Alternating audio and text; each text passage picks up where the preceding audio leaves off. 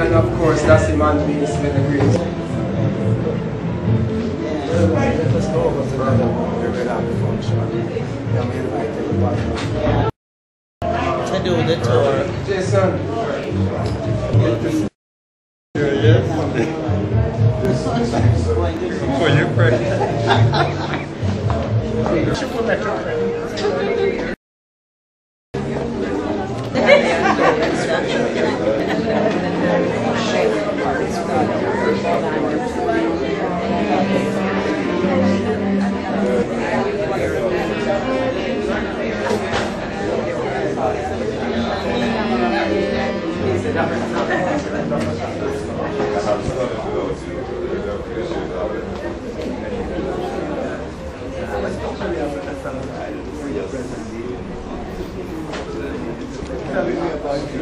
When I phoned you, I showed back the time.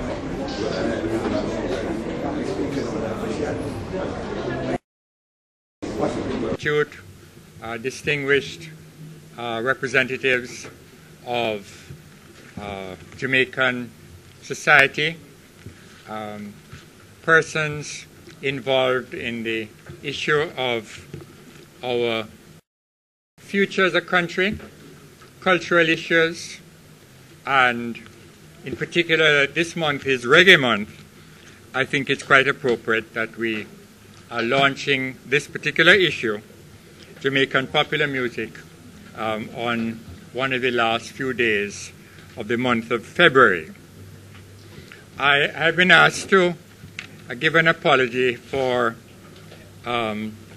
Professor Barry Shivans, the chairman of the Institute Board, who is unavoidably absent on an overseas engagement.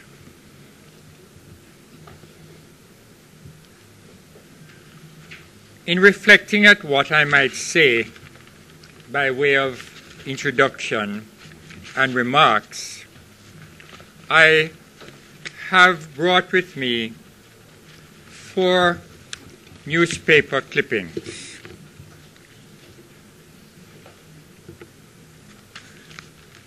They reflect on where is reggae today, and associated with that are elements of professionalism, elements of our culture, quote and unquote, and what makes the music what it is. One might very well ask the question, has reggae been captured? Because we know there are long-haired Japanese people who parade with reggae songs. But yet there's something special about it, and one must reflect on Bob Marley's analysis, or the analysis of Bob Marley's album, defined by international evaluation as album of the century, and his song One Love, special. I'm sure you've been to occasions when people have sung One Love in many different cultures, and it has a beat, it has a sense of unifying that permeates cultures, languages, etc. And if I start calling names, I could get into trouble, or the salutations will be longer than my speech. So it is better to just say, good afternoon, family. Good afternoon, family. What go on?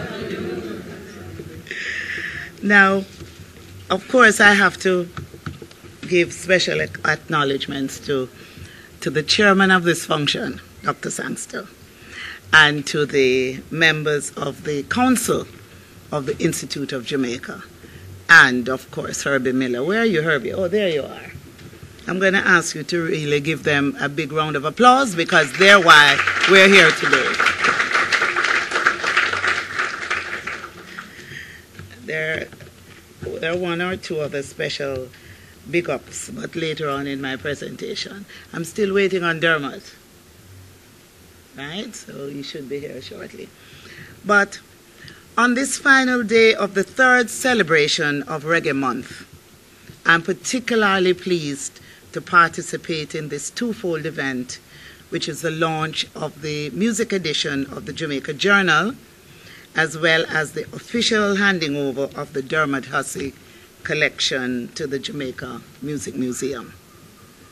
These two very important acts mark a growing recognition of the contribution of Jamaican music to our nation's development.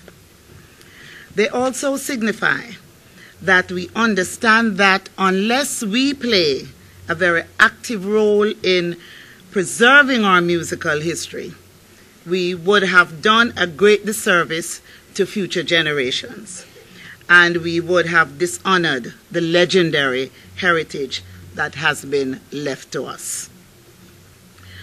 During the more than 40 years of its existence, the Jamaica Journal has featured numerous articles examining various aspects of Jamaican music, from its folk origins to its current popular incarnations.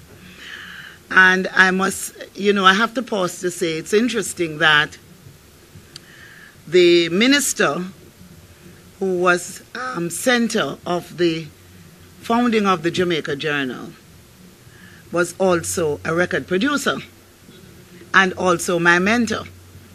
So it's really my pleasure to be here this afternoon. The three Barnes brothers, Ed Barnes. Oh, Ed would not forgive me.